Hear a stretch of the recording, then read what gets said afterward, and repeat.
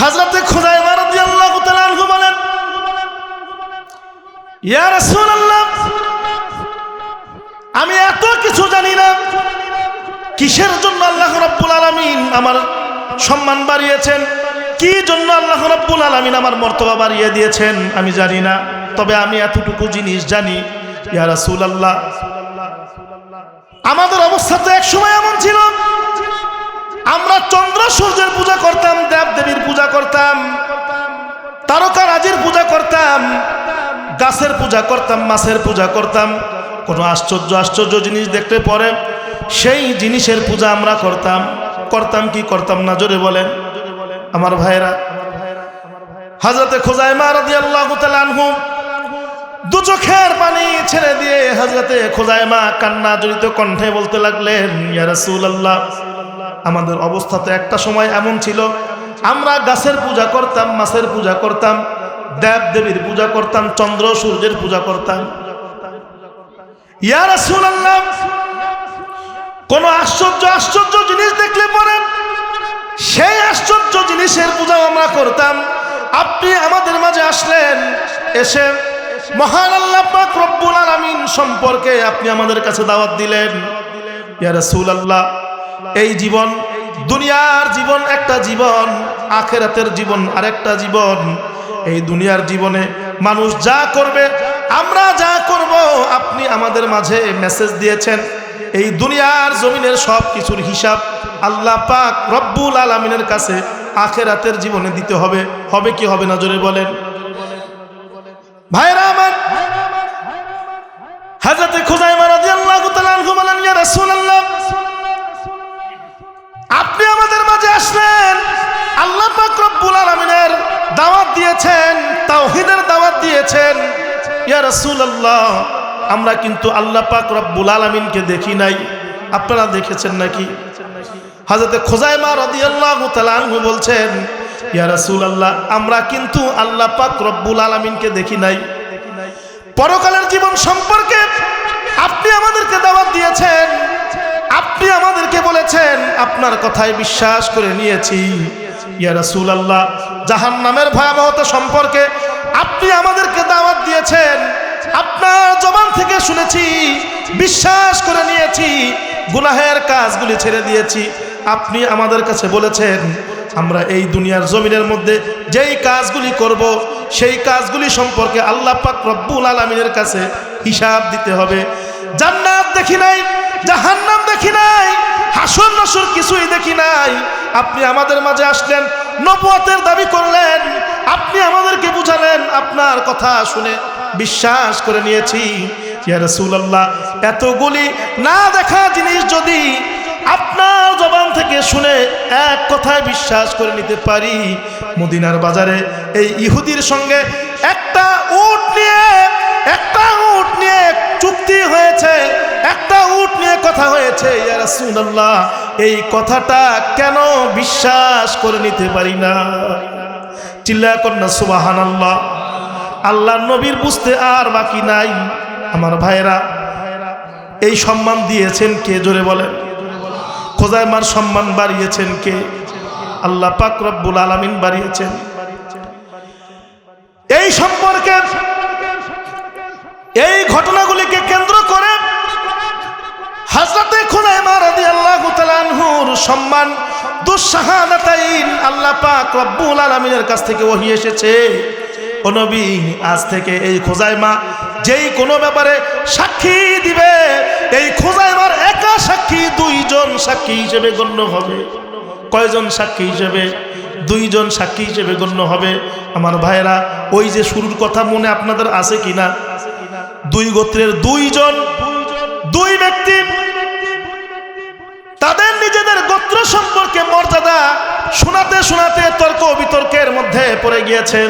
আমাদের গোত্রের মধ্যে এমন একজন আছে, যিনি কুরআনুল কারীম তেলাওয়াত করলে পরে সরাসরি বিশ্বনবী মুহাম্মদুর রাসূলুল্লাহ সাল্লাল্লাহু আলাইহি ওয়াসাল্লাম নিজে দাঁড়িয়ে তার তেলাওয়াত শুনে আরেকজন বলতে লাগলেন, ওই মিয়া, শুধু তাই না, শোনো, আমাদের গোত্রের মধ্যে এমন একজন মানুষ আছে যিনি একা সাক্ষী দিলে 2 জন সাক্ষী হিসেবে গণ্য হয়। আমাদের সম্মানও কি বড় নাকি ছোট নাকি? আমাদের সম্মান তো অনেক বেশি, আমাদের গোত্র, ও বলছে আমার গোত্রের সম্মান বেশি, ও বলছে আমার গোত্রের সম্মান বেশি। ভাইরা আমার, 500-600 বছরের একটা যুদ্ধ, বিশ্ব নবী রাসূল সাল্লাল্লাহু আলাইহি ওয়াসাল্লাম সেই সমাজের মাঝে আগমন করেছেন। এরপরে গোটা বিশ্ববাসীকে বুঝিয়েছেন এই জীবন জীবন না, আর একটা জীবন আছে। তাদের ক্রন্দল, মারামারি, কাটাকাটি সব কিছু সরিয়ে দিয়ে তাদের মধ্যে প্রীতি, ভালোবাসা, মানবতা, মহাব্বত সৃষ্টি করেছেন। আমার ভাইয়েরা, যখন এই দুই ব্যক্তি এইরকম করে তর্ক বিতর্ক লাগছেন, এইরকম করে তর্ক বিতর্ক করতে করতে এমন একটা পরিস্থিতির মধ্যে চলে গিয়েছেন যে তারা এখন তরবারি দিয়ে সমাধান করবে। কি দিয়ে সমাধান করবে জোরে বলেন? তরবারি দিয়ে। আবার যুদ্ধের মতো লাগার মতো অবস্থা হয়ে গিয়েছে। এই মুহূর্তে নবীজির একজন সাহাবী তাদের এই অবস্থা দেখে নবী করিম সাল্লাল্লাহু আলাইহি ওয়াসাল্লামের কাছে দৌড়ে এসেছেন। ইয়া রাসূলুল্লাহ, ইয়া হাবিবাল্লাহ, ওই দুই গোত্রের মানুষ এমন ভাবে তর্ক বিতর্কের মধ্যে লেগে গিয়েছে, ইয়া রাসূলুল্লাহ, হয়তোবা আর অল্প সময়ের মধ্যে আবার তারা এই 200 বছরের যুদ্ধ, 300 বছরের যুদ্ধ তারা যেইভাবে করে সামনের দিকে এগিয়েছে, ইয়া রাসূলুল্লাহ, তারা হয়তোবা আবার যুদ্ধে লিপ্ত হয়ে যেতে পারে। আপনি অক্লান্ত পরিশ্রম করে তাদের এই যুদ্ধ থামিয়েছেন, ইয়া রাসূলুল্লাহ, মানবতার শিক্ষা দিয়েছেন। ইয়া রাসূলুল্লাহ, এখন তো এমন একটা অবস্থা হয়ে গিয়েছে আবার তারা যুদ্ধে লিপ্ত হয়ে যেতে পারে, আপনি সেই জায়গার মধ্যে চলেন, আপনি তাদের সমাধান করে দেন। সঙ্গে সঙ্গে বিশ্বনবী মুহাম্মদুর রাসূলুল্লাহ সাল্লাল্লাহু আলাইহি ওয়াসাল্লাম সেই জায়গার মধ্যে আসলেন। আল্লাহ পাক রব্বুল আলামিন হযরত জিবরাইল আলাইহিস সালাতু ওয়াস সালামের মাধ্যমে পাঠিয়ে দিলেন, ইয়া আইয়ুহাল্লাযীনা আমানু তাকুল্লাহ হাক্কা তুকাতিহি ওয়া লা তামুতুন্না ইল্লা ওয়া আনতুম মুসলিমুন। চিল্লা বলেন আল্লাহু আকবার। নবী করিম সাল্লাল্লাহু আলাইহি ওয়াসাল্লাম দুইজন সাহাবীর মধ্যে দাঁড়িয়ে এরপরে বলতে লাগলেন, ও সাহাবীরা শোনো, মহান আল্লাহ রাব্বুল আলামিন কোরআনুল কারীমের একটি আয়াত নাজিল করে দিয়েছেন, ওহী পাঠিয়েছেন। আল্লাহ পাক বলছেন, হে ঈমানদারেরা, মুমিনেরা, তোমরা আল্লাহকে ভয় করো। কাকে ভয় করবেন জোরে বলেন? আল্লাহকে ভয় করো, যতটা ভয় করা সম্ভব ততটা ভয় করো। আর আল্লাহ পাক রব্বুল আলামিন বলেছেন, ইল্লা ওয়া আনতুম মুসলিমুন, মুসলমান না হয়ে কিন্তু মরিও না। জোরে জোরে আওয়াজ করে পড়েন সুবহানাল্লাহ। এই ঘটনাগুলিকে কেন্দ্র করে আল্লাহ রাব্বুল আলামিন এই আয়াতে কালিমা নাজিল করলেন। এই আয়াতে কালিমা যখন তাদের সামনে বিশ্বনবী মুহাম্মদুর রাসূলুল্লাহ তিলাওয়াত করে শোনালেন, সঙ্গে সঙ্গে তাদের দুই গোত্রের সেই তর্ক বিতর্ক থেমে গিয়েছে। আল্লাহ রাব্বুল আলামিনের ভয় তাদের অন্তরের মধ্যে এমনভাবে জায়গা করেছে, আহা, এই কোরআনে কারীমের আয়াত শুনে তারা পাগলের মতো হয়ে গেছে। চিল্লায়া কোন সুবহান।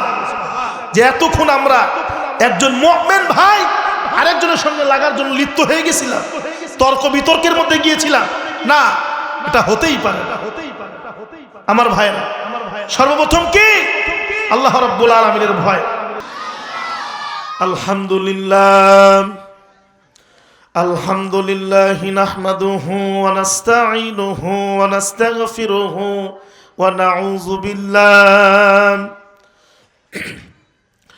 নাউযু বিল্লাহি মিন শুরুরি আনফুসিনা ওয়া মিন সাইয়্যাতি আ'মালিনা। মান ইয়াহদিল্লাহু ফালা মুদিল্লা লাহু ওয়া মান ইউদ্লিলহু ফালা হাদিয়া লাহু। ওয়া নাশহাদু আল লা ইলাহা ইল্লাল্লাহু ওয়াহদাহু লা শারীকা লাহু। ونشهد أن سيدنا ومولانا محمدا عبده ورسوله الذي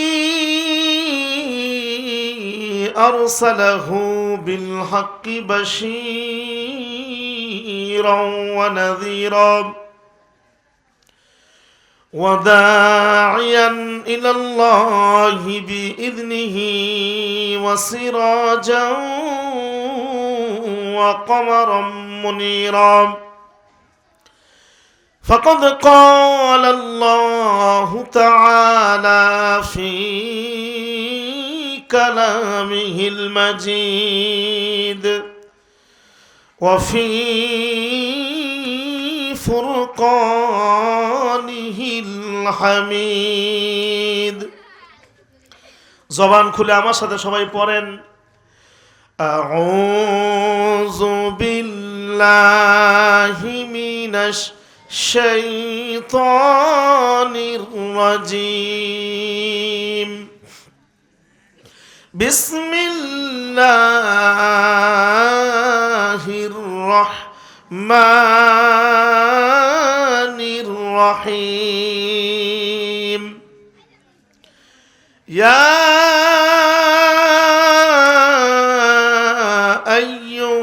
আইয়ুহাল্লাযীনা আমানুত্তাকুল্লাহ হাক্কা তুকাতিহি ওয়া লা তামুতুন্না ইল্লা ওয়া আনতুম মুসলিমুন সাদাকাল্লাহুল আযীম قال النبي صلى الله عليه وسلم إن في الجسد مضغة إذا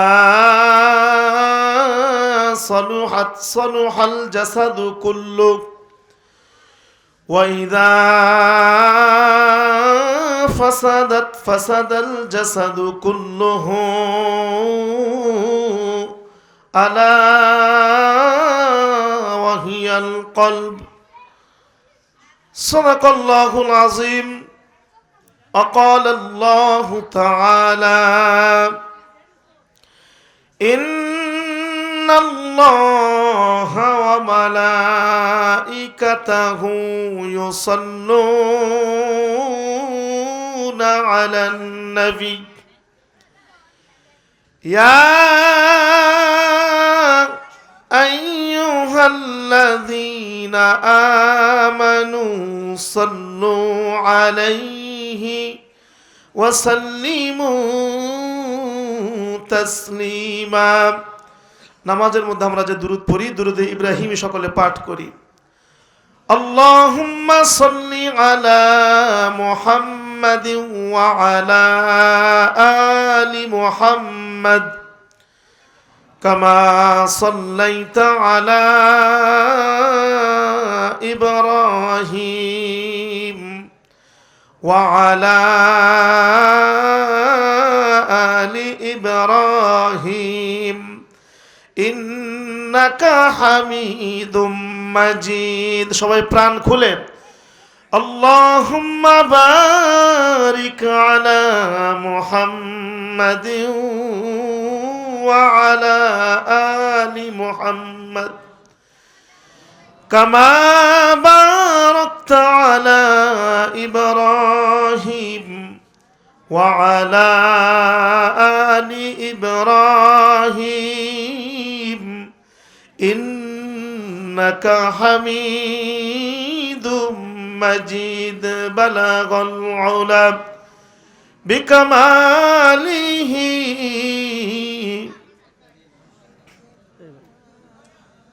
মাস্টার বারে একটু সাউন্ড একটু ইয়া হয় না কেন সামনে আসে জোরে বালাগাল উলা কাটা কাটা আসতেছে আওয়াজটা একবারে তারের মতো শুধু আসতেছে একটু ইয়া দেন ইকো দেন হোক এটা বলছি বালাগাল উলা বিকামালিহি সবাই বলেন কাশাফাদ দুজা বিজামালিহি হাসানাত জামিউ خصاله صلوا عليه وآله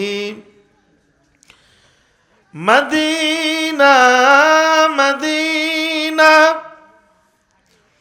مومنوں کا گنگنانی ہے مدینہ مدینہ عاشقوں کا تمنا ہے بلغ العلا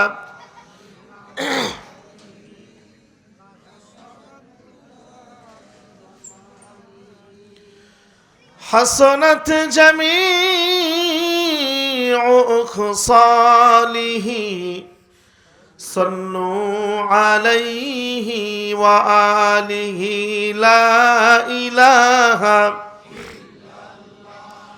لا إله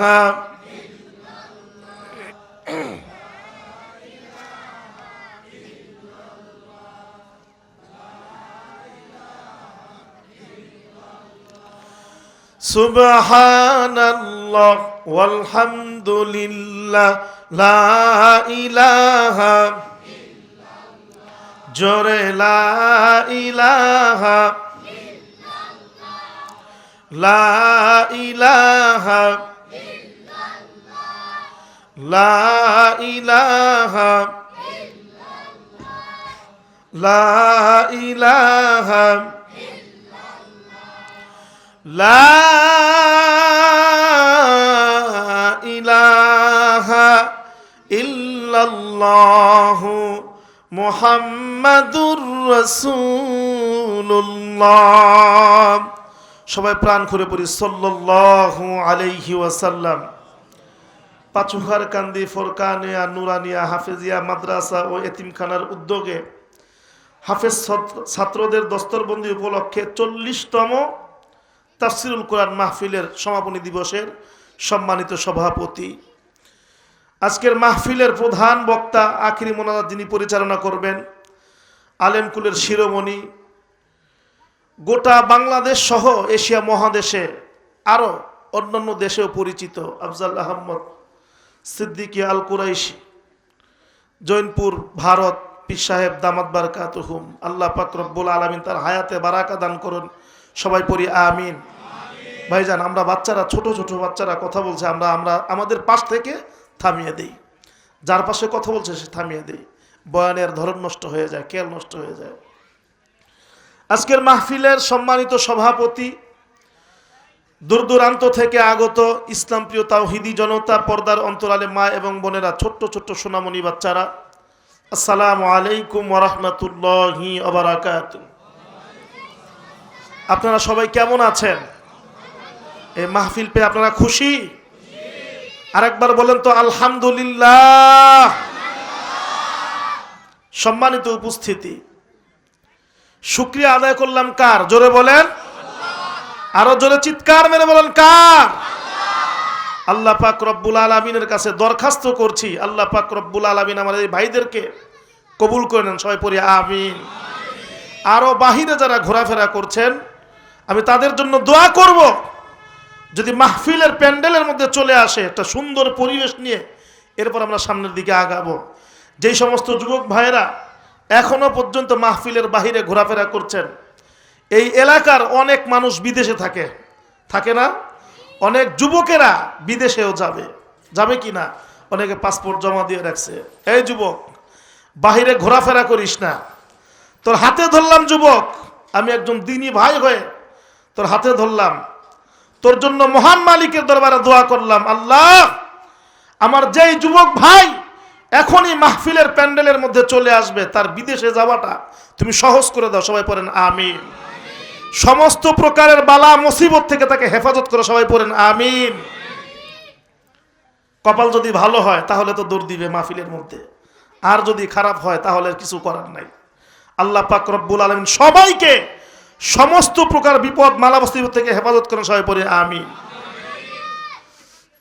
দুরুদ ও সালাম পড়ছি মানবতার মুক্তির দূত, মানবতার মুক্তির দিশারি, যার মাধ্যমে মহান আল্লাহ পাক রব্বুল আলামিন গোটা বিশ্ব জগতের মধ্যে তার প্রেরিত ধর্ম ইসলামকে বাস্তবায়ন করেছেন, যার মাধ্যমে মহান আল্লাহ পাক রব্বুল আলামিন আপনাকে আমাকে গোটা বিশ্ব জগতের মধ্যে যেই কোনো রাষ্ট্রেই যাই আমরা, সেখানে মুসলমান পরিচয় দেওয়ার সুযোগ করেছেন। কথা বলেন ঠিক কিনা? যার মাধ্যমে মহান আল্লাহ পাক রব্বুল আলামিন কোরআন শিক্ষা করার সুযোগ করে দিয়েছেন, যার মাধ্যমে মহান আল্লাহ পাক রব্বুল আলামিন জান্নাত জাহান্নামের সব কিছু আল্লাহর পরিচয় জানার তৌফিক দান করেছেন। এজন্য সেই মহান ব্যক্তিত্ব আর কেহ নয়, আকায়ে নামদার তাজেদারে মদিনা জনাবে মুহাম্মাদুর রাসূলুল্লাহ। আমরা সেই প্রাণের নবীর উপরে দুরূদ ও সালাম পড়ছি সাল্লাল্লাহু আলাইহি ওয়াসাল্লাম। আত্মার মাগফিরাত কামনা করছি সেই সকল শহীদদের, যারা বদর ওহদ প্রান্ত থেকে শুরু করে গোটা বিশ্ব জগতের মধ্যে মহান আল্লাহ পাক রব্বুল আলামিনের মনোনীত ধর্ম ইসলামকে বাস্তবায়ন করার জন্য, কালেমার পতাকাকে উড্ডীন করার জন্য তাদের প্রিয় জীবনটাকে আল্লাহ পাক রব্বুল আলামিনের পথে উৎসর্গ করেছেন। এজন্য মহান মুনিবের দরবারে দরখাস্ত করছি, আবেদন করছি, আল্লাহ পাক রব্বুল আলামিন তাদেরকে জান্নাতের মধ্যে উঁচু মাকাম দান করেন। সবাই পড়ি আমিন। সম্মানিত সুধী, কোরআনুল কারীম এমন একটা কিতাব আল্লাহ রাব্বুল আলামিন এই বিশ্ববাসীকে দিয়েছেন। বিশ্বনবী রাসূল কারীম সাল্লাল্লাহু আলাইহি সাল্লামের উপরে আল্লাহ রাব্বুল আলামিন প্রেরণ করেছেন। একমাত্র কারণ হচ্ছে যাতে করে এই অন্ধকার আচ্ছন্নময় একটা জগৎ থেকে আল্লাহ পাক রব্বুল আলামিনের বান্দা বান্দিরা আলোর পথে চলে আসতে পারে। কথা বলেন ঠিক কিনা? শুধু তাই না, রাসূল কারীম সাল্লাল্লাহু আলাইহি ওয়াসাল্লামের আদর্শ মোতাবেক এই বিশ্ব জগতের মধ্যে কোরআন এবং সুন্নাহ অনুযায়ী যে বান্দা চলাফেরা করবে, লাইফ লিড করবে, জীবন ব্যবস্থা পরিচালনা করবে, আল্লাহ রাব্বুল আলামিন সেই বান্দাকে কবুলিয়াত বান্দা হিসেবে ঘোষণা করবেন। চিল্লা কোন সুবহানাল্লাহ। শুধু তাই না, এই কোরআনটা সূরা ফাতিহার শুরু থেকে নাস পর্যন্ত, এই নাস পর্যন্ত যেই কয়টি সূরা আল্লাহ রাব্বুল আলামিন দিয়েছেন, 114টি সূরার প্রত্যেকটা শব্দ, প্রত্যেকটা আয়াত আপনার আমার জন্য আল্লাহ পাক রব্বুল আলামিনের পক্ষ থেকে আদেশ এবং নিদর্শন। চিল্লা এখন সুবহানাল্লাহ। যদি কোনো বান্দা এই কোরআনুল কারীম মানে, তাহলে তো সেই বান্দা দুনিয়ার জগতেও কামিয়াব, আখিরাতের জমিনেও কামিয়াব। যেরকম ঠিক কিনা আমার ভাইয়েরা? আল্লাহ পাক রব্বুল আলামিন এই সিলেবাস বিশ্বনবী রাসূল সাল্লাল্লাহু আলাইহি ওয়াসাল্লামের মাধ্যমে তাকে শিক্ষক বানিয়ে আপনি আর আমি পর্যন্ত এই কোরআন পাঠিয়েছেন। আওয়াজ করে বলেন ঠিক কিনা? এই কোরআনের মধ্যে আজও পর্যন্ত কেউ ভুল ধরতে পারছে? একটু জোরে বলেন তো, পারছে কোনোদিন? কিয়ামত পর্যন্ত যদি চেষ্টা চালায় ইহুদি আর নাসারা খ্রিস্টান বলেন, আপনারা আমরা তো এই মাত্র প্যান্ডেলের মধ্যে বসে আছি, কোনোদিন মাহফিল হয়, মাহফিলের মধ্যে আসি, আবার এমন মানুষও এমন বান্দা ওই জায়গার মধ্যে আছে যে শুধু জুমার নামাজ পড়ে, আছে কিনা? জোরে বলেন। শুধু জুমার মধ্যে যায়। আবার এমন বান্দাও আছে রমজান মাস ছাড়া কোরআন ধরি না। কথা বলেন না কেন আমার ভাইয়েরা? কিন্তু ইহুদিদের একটি চক্র, খ্রিস্টানদের একটি চক্র এখনো পর্যন্ত ওই যে বিশ্বনবীর আগমনের পর থেকে, যখন থেকে কোরআনুল কারীমটা আমাদের লাইফ লিডার একমাত্র সিলেবাস ব্যবস্থা হিসেবে বিশ্বনবী বলে দিয়েছেন, সেই দিন থেকে শুরু করে কিয়ামতের একদিন পর্যন্ত ওই ইহুদি নাসারা খ্রিস্টানেরা এই কোরআন নিয়ে তারা গবেষণা করছে, যাতে করে কোরআনের একটা থিওরিকে বিশ্ববাসীর সামনে ভুল হিসেবে প্রমাণ করতে পারে। কশিন কালেও সম্ভব না। ইলা ইয়াউমিল কিয়ামা, কিয়ামত পর্যন্ত এই কোরআনে কারীমের কোনো ভুল কেউ দেখাতে পারবে না, কোনোদিন প্রমাণ করা সম্ভব না। আওয়াজ করে বলেন ঠিক কিনা?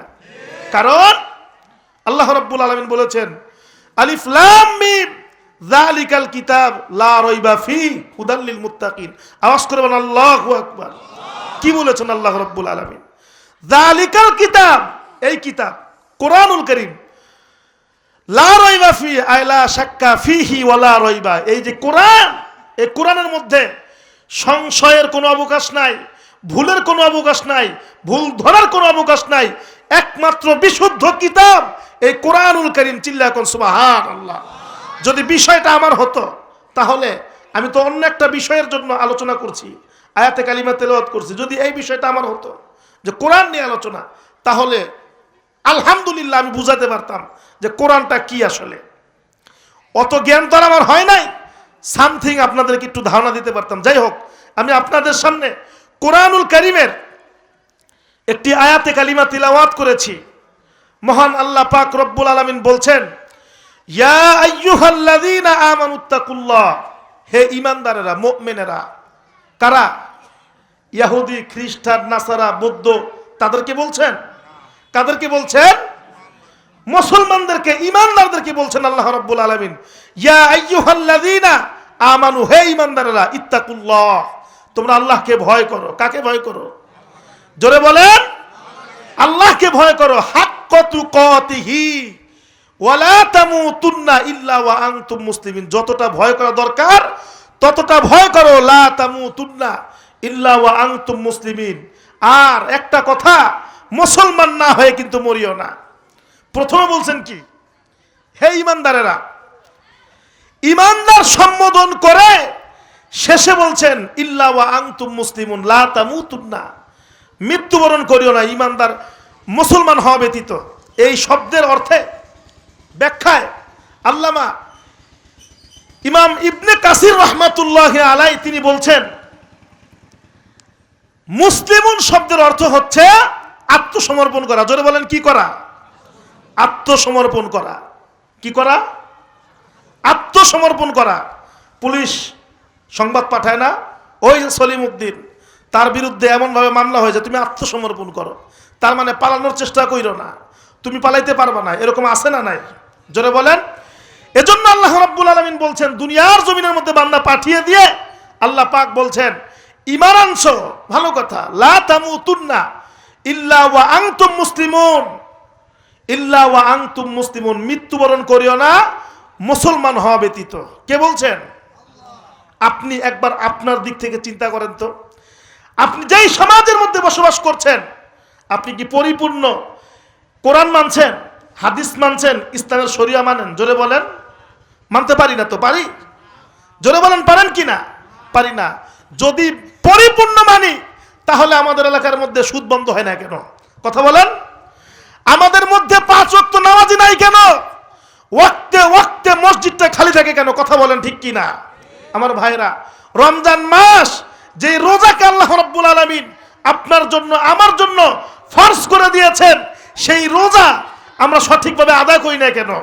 যেই হুকুম, হজের হুকুম আল্লাহ রাব্বুল আলামিন দিয়েছেন আপনার উপরে, আমার উপরে, নেশাব পরিমাণ মালের মালিক হইলে পরে আপনার উপরে হজ ফরজ হবে, অথচ নেশাব পরিমাণ মালের মালিক অনেক আগে হয়ে গেছে, কিন্তু তারপরেও কি তার গলা শুকায়, আহা, কিছুই করতে পারলাম না। এই করতে পারলাম না মানুষকে বুঝাইতে পারছেন, আল্লাহকে কি বুঝাইতে পারবেন?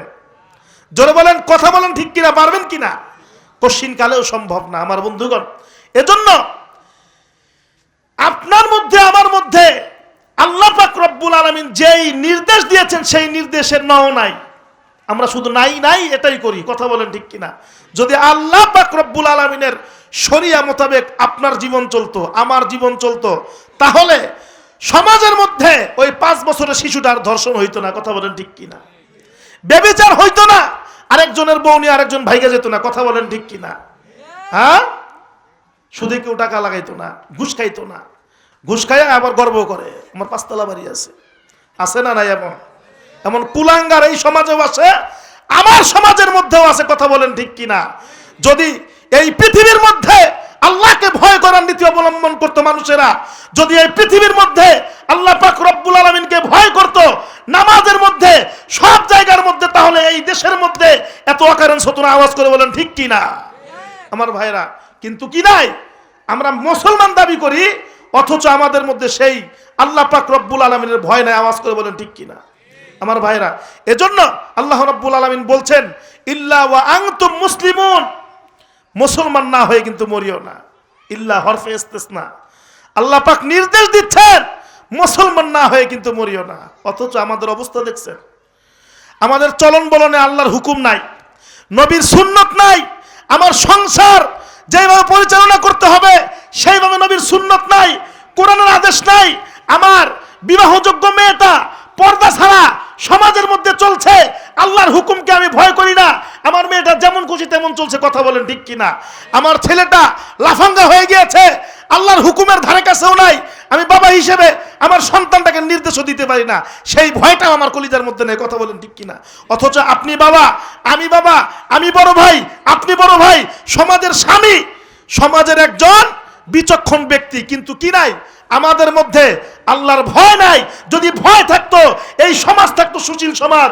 আর আল্লাহ পাক রব্বুল আলামিনের ভয় থাকলে সেই সমাজের মধ্যে কোনো ফিতনা থাকতো না, ফ্যাসাদ থাকতো না, মানুষে মানুষে মিলেমিশে সুন্দর জীবনযাপন করতে। আওয়াজ করে বলেন ঠিক কিনা আমার ভাইরা? কি নাই? আল্লাহর হুকুমটাই নাই, আল্লাহর হুকুমটাই মানি না। আল্লাহ পাক রব্বুল আলামিন সবাইকে তৌফিক দান করেন, সবাই পড়ি আমিন। আমার ভাইরা, এই আয়াতে কালিমার শানে নুজুলের মধ্যে এসেছে, আল্লামা ফখরুদ্দিন রাজি রহমাতুল্লাহি আলাইহি লেখেন, রাসূল করিম সাল্লাল্লাহু আলাইহি ওয়াসাল্লামের সময় এই আয়াতে কালিমাটি একটি ঘটনাক্রমে নাজিল হয়েছে। একটি ঘটনাকে কেন্দ্র করে এই আয়াতে কালিমাটি নাজিল হয়েছে। আল্লাহ পাক রব্বুল আলামিন কিভাবে নাজিল করেছেন একটু লক্ষ্য করেন। বিশ্ব নবীর একজন সাহাবী আরেকজন সাহাবীর সঙ্গে, দুইজন দুই গোত্রের মানুষ, দুই গোত্রের মানুষ, জাহিলিয়াতের যুগের সেই অন্ধকার আচ্ছন্নময় জগতের মানুষগুলার ভাষাগুলি কেমন ছিল, তাদের চরিত্রটা কেমন ছিল একটু লক্ষ্য করেন আমার ভাইরা। এক গোত্রের আরেক গোত্রের মানুষকে বলছে যে তুমি কি জানো, আমাদের গোত্রের মধ্যে এমন একজন আছে যে কোরআনুল কারীম তিলাওয়াত করলে পরে স্বয়ং আল্লাহর নবী, বিশ্ব নবী, যার উপরে সরাসরি কোরআন নাজিল হয়েছে, সেই নবী মুহাম্মাদুর রাসূলুল্লাহ সাল্লাল্লাহু আলাইহি ওয়াসাল্লাম নিজে পর্যন্ত কোরআনে কারীমের তেলাওয়াত শুনে চিল্লায় এখন সুবহানাল্লাহ। কথাটা সুবহানাল্লাহ, কিন্তু তারা বলছে অহংকার নিয়ে, কি নিয়া? যে আমার গোত্রের সম্মান কত, তোমার গোত্রে আছে নাকি এমন কেউ? সে বলছে আরে মিয়া, তুমি কি বুঝবা, আমার গোত্রে এমন একজন আছে যে একা সাক্ষী দিলে দুইজন সাক্ষী হিসেবে গণ্য হয়। চিল্লা করুন সুবহানাল্লাহ। কয়জন সাক্ষী হিসেবে গণ্য হয়? দুইজন। সাক্ষীর মর্মতা বোঝেন আপনারা? হ্যাঁ, আমাদের দেশ তো মুসলমান রাষ্ট্র, বিশ্বে আমরা মুসলিম রাষ্ট্র হিসেবে আছি না, কিন্তু আমাদের দেশের মধ্যে মুসলিম সে আইন আছে? হ্যাঁ, যদি আইন থাকতো তাহলে বুঝতে পারতেন সাক্ষীর প্রয়োজনীয়তা কত বেশি, গুরুত্ব কত বেশি। আমার ভাইরা একটু লক্ষ্য করেন। সে বলছে আমার গোত্রের মধ্যে এমন একজন আছে, খোজাইমা ইবনে সাবের দুঃশাহাদাতাইন, এই খোজাইমা যদি একা সাক্ষী দেয়, তার একা সাক্ষী দুইজন সাক্ষী হিসেবে গণ্য হয়। হযরত আলী রাদিয়াল্লাহু তাআলার নাম আপনারা শুনছেন না? রাসূল করিম সাল্লাল্লাহু আলাইহি ওয়াসাল্লামের জামাতা হযরত আলী রাদিয়াল্লাহু তাআলা আনহু, তিনি একবার মদিনার বাজার দিয়ে যাচ্ছিলেন। এমন সময় হযরতে আলী রাদিয়াল্লাহু তাআলা আনহুর ঐতিহাসিক একটা ঢাল, সেই ঢালটা হারিয়ে গেছে। কি হয়েছে? হারিয়ে গেছে। এখন হযরত আলী রাদিয়াল্লাহু তাআলা আনহু যখন তিনি যাচ্ছিলেন, হঠাৎ করে সেই ঢালটা একটা ইহুদির হাতে দেখলেন। দেখেই হযরত আলী রাদিয়াল্লাহু তাআলা আনহু চিনে ফেলেছেন, আরে এটা তো আমার সেই ঢাল, চিরচেনা সেই ঢাল, পরিচিত সেই ঢাল, এটা আমার কাছে নাই, বহুদিন হলো, হারাইলো কিভাবে তাও তো জানি না, এটা ওর কাছে কিভাবে আসলো। যখন হযরত আলী রাদিয়াল্লাহু তাআলা আনহু তার সামনে গেলেন আর বললেন, এই ঢাল কার? এক ইহুদির হাতে ঢাল। কার? ইহুদি বলছেন এই ঢাল হাতে, যার হাতে ঢাল তার। হযরত আলী রাদিয়াল্লাহু তাআলা আনহু বলছেন, না, এই ঢাল তো আমার। ইহুদি বলছেন, এই ঢাল যদি আপনার হয় তাহলে আমার হাতে কিভাবে আসলো? হযরত আলী রাদিয়াল্লাহু তাআলা আনহু জবাব দিতে পারছেন না, কিভাবে আসলো, কত তো ঠিক। বলছে আমার ঢাল দাও। ইহুদি বলছেন, না, আপনার ঢাল দেওয়া যাবে না। রাসূল করিম সাল্লাল্লাহু আলাইহি ওয়াসাল্লামের ইন্তিকালের পরের ঘটনা। হযরত আলী বলছেন আমার ঢাল দাও, সে বলছেন না, দেওয়া যাবে না। যদি এই ঢাল আপনার হয় আপনি মামলা করেন। ইসলামী রাষ্ট্রে একজন মন্ত্রী হচ্ছেন হযরত আলী রাদিয়াল্লাহু তাআলা আনহু, চিন্তা করতে পারেন। তিনি একজন মন্ত্রী, আমাদের দেশের মন্ত্রী দেখছেন না? মন্ত্রী যখন যায় কি করে? মাওয়া থেকে একেবারে কেরানীগঞ্জ পর্যন্ত রাস্তা পরিষ্কার। কিন্তু আলী রাদিয়াল্লাহু তাআলা আনহু দ্বিতীয় তৃতীয় শ্রেণীর নাগরিক হচ্ছেন ইহুদি। মুসলিম রাষ্ট্রে আলী রাদিয়াল্লাহু তাআলা আনহু বলছেন, এই ঢাল আমার। ইহুদি বলছেন, যদি আপনার ঢাল হয় উপযুক্ত প্রমাণ দিয়ে আপনি ঢাল নিয়ে যান। চিন্তা করতে পারেন, এমপি মন্ত্রী তাকে বলছে। হযরত আলী রাদিয়াল্লাহু তাআলা আনহু ইসলামী রাষ্ট্রে মামলা দায়ের করলেন। সেই সময়কার বিচারক মণ্ডলী ছিলেন, বিচারক মণ্ডলীর প্রধান ছিলেন হযরতে কাজী সুরাইর রাদিয়াল্লাহু তাআলা আনহু, নবী করিম সাল্লাল্লাহু আলাইহি ওয়াসাল্লামের হাতে গড়া ছাত্র সাহাবী।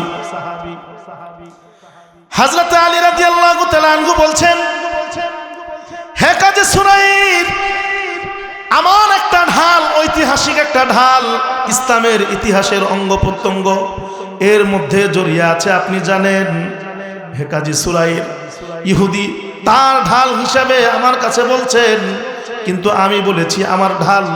হে কাজী সুরাইর, আমি এই দরবারে মামলা করলাম, ওই ঢাল আমার, আমার ঢাল আপনি আমার কাছে ফিরে দেন।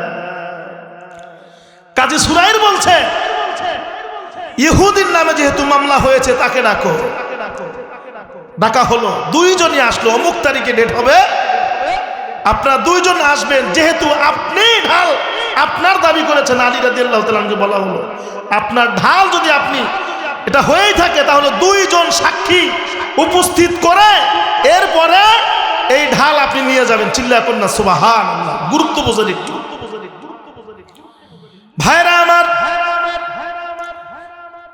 নির্ধারিত ডেটে যখন দুইজন উপস্থিত হলো, হযরতে আলী রাদিয়াল্লাহু তাআলা আনহু তিনি উপস্থিত হয়েছেন, ইহুদিও ঢাল নিয়ে উপস্থিত হয়েছেন। এবার যখন বলা হলো, আলী আপনি আপনার সাক্ষীগুলি এই জায়গার মধ্যে আনেন, আমার ভাইয়েরা, হযরতে আলী রাদিয়াল্লাহু তাআলা আনহু সর্বপ্রথম তার সন্তান হযরতে হাসানকে সেই জায়গায় সাক্ষী হিসেবে আনলেন। ভাইরা আমার, যখন সাক্ষী হিসেবে আনলেন, কাজী সুরাইর রাদিয়াল্লাহু তাআলা আনহু বলছেন, ও আলী, ইসলামী রাষ্ট্রের মধ্যে বাবার জন্য সন্তানের সাক্ষী গ্রহণযোগ্য না। জোরে জোরে আওয়াজ করে পড়েন সুবহানাল্লাহ। যখন বলছে যে ইসলামী রাষ্ট্রের মধ্যে বাবার জন্য সন্তানের সাক্ষী গ্রহণযোগ্য না, তখন আলী রাদিয়াল্লাহু তাআলা আনহু চেহারাটা লাল হয়ে গিয়েছে। বলছে, আপনি কি জানেন আপনি কাকে বলছেন? কার সাক্ষী আপনি গ্রহণ করছেন না? যার ব্যাপারে স্বয়ং বিশ্বনবী মুহাম্মদুর রাসূলুল্লাহ সাল্লাল্লাহু আলাইহি ওয়াসাল্লাম বলেছেন, সাইয়্যিদা শাবাবি আহলিল জান্নাহ ওয়াল হাসান ওয়াল হুসাইন সাইয়্যিদা শাবাবি আহলিল জান্নাহ। চিল্লায়া বলেন আল্লাহু আকবার। এই হাসান হুসাইন যতক্ষণ পর্যন্ত জান্নাতে প্রবেশ না করবে ততক্ষণ পর্যন্ত জান্নাতের মধ্যে কোনো যুবক প্রবেশ করতে পারবে না। এই হাসান আর হুসাইন হচ্ছে জান্নাতের যুবকদের লিডার, আর আপনি তার সাক্ষী গ্রহণ করলেন না। হযরত কাজী সুরাইর বলেন, হে আলী, বিশ্বনবী মুহাম্মদুর রাসূলুল্লাহ সাল্লাল্লাহু আলাইহি ওয়াসাল্লাম এই হাদিস আমাদের মাঝে বলেছেন, বাবার জন্য সন্তানের সাক্ষী গ্রহণযোগ্য না, সুতরাং আমি তার সাক্ষী নিতে পারবো না। আপনি দ্বিতীয় সাক্ষী উপস্থিত করেন। এবার হযরত আলী রাদিয়াল্লাহু তাআলা আনহু কোনো ক্রমেই তার সন্তানের সাক্ষী উপস্থিত করতে পারলেন না, নিতে পারলেন না। শেষ পর্যন্ত গোলামের সাক্ষী সেই জায়গায় উপস্থিত করলেন। ভাইরা আমার, সাক্ষী থাকতে হবে কয়জন? জোরে আওয়াজ করে বলেন। দুইজন। কয়জন? দুইজন সাক্ষীর কথা বলা হয়েছে, কিন্তু সাক্ষী তো হয়েছে একজন। কয়জন সাক্ষী হয়েছে? কয়জন? গোলামের সাক্ষী নিলেন, কিন্তু কি হলো? সন্তানের সাক্ষী নিলেন না। এখন কি ঢাল পাবে? জোরে বলেন। কশিনকালেও সম্ভব না। মন্ত্রী হয়েছে, কি হয়েছে? দুইজন সাক্ষী উপস্থিত না হওয়ার কারণে এই জন্য একজন মন্ত্রীর সাক্ষী বাতিল হয়ে গিয়েছে, তার ব্যাপারে রায় যায় নাই। ইসলামী শাসন ব্যবস্থা কায়েম হলে পরে এই দেশের মধ্যে হিন্দু, মুসলিম, বৌদ্ধ, খ্রিস্টান সবাই শান্তিতে থাকবে। আওয়াজ করে বলেন ঠিক কিনা? আমার ভাইরা, যেই আসুক, যেই আসুক, বিএনপি আসুক, জামাত আসুক, যেই আসুক, শুধুমাত্র যদি এই কোরআন দিয়ে আমরা কারো বিরোধিতা করি না, কি করি না, অন্যভাবে নেবেন না ব্যাপারটা, বিরোধিতা করি না, যেই আসুক, যদি মাত্র কোরআন দিয়ে রাষ্ট্র ব্যবস্থা কায়েম হয়ে যায়, তাদের বিরুদ্ধে মানুষের কোনো থুতু থাকবে না। কথা বলেন ঠিক কিনা? আরে বিশ্বনবী মুহাম্মদ সাল্লাল্লাহু আলাইহি ওয়াসাল্লাম বলেছেন, সাইয়্যিদুল কওমি ফিস সাফারি খাদিমুহুম, কওমের নেতা, কওমের মানুষের খাদেম, হোক সে রিকশাওয়ালা, হোক সে মুচি, হোক সে দিনমজুর, তার খাদেম হিসেবে এই জগতের মধ্যে বেঁচে থাকতে হবে। কথা বলেন ঠিক কিনা? অথচ নেতা হইলে তার সব কিছু মোটা হয়ে যায়। কথা বলেন ঠিক কিনা? আল্লাহ পাক রব্বুল আলামিন হেফাজত করেন সবাইকে। সবাই বলি আমিন। আমার ভাইরা লক্ষ্য করেন, হযরত আলী রাদিয়াল্লাহু তাআলা আনহু যখন বললেন দুইজন সাক্ষী তো উপস্থিত হয় নাই, দুইজন সাক্ষী যেহেতু উপস্থিত হয় নাই, হযরত আলীকে বলা হলো, আলী দুইজন সাক্ষী নাই, ঢালও আপনার নাই। এই অবস্থা দেখে ইহুদি এবার ভয়ে কান্না করে দিলেন, হায় রে, এমন একটা দেশের মধ্যে আমরা আছি। আমার বন্ধুগণ, সঙ্গে সঙ্গে ইহুদি চিন্তা করতে লাগলেন, আমি তো তৃতীয় শ্রেণীর দ্বিতীয় শ্রেণীর নাগরিক, অথচ রায়টা তো যাওয়ার দরকার ছিল তার ব্যাপারে। কথা বলেন ঠিক কিনা? আমার ভাইরা, ইহুদি বলছেন না, যেহেতু আমার ব্যাপারে রায় এসেছে আর আমি তো নিজেও জানি এই ঢাল আমার না, সুতরাং এই ঢাল হযরত আলী রাদিয়াল্লাহু তাআলা আনহুর হাতের মধ্যে দিয়ে দিলেন। আর বলতে লাগলেন, হে কাজী সুরাইর, আপনি সাক্ষী থাকেন, যেই দেশের মধ্যে একজন ইহুদির বিরুদ্ধে দুইজন সাক্ষী উপস্থিত হয় নাই, সেই জায়গার মধ্যে বিচার তার পক্ষে যায় না, ইহুদির পক্ষে এসেছে।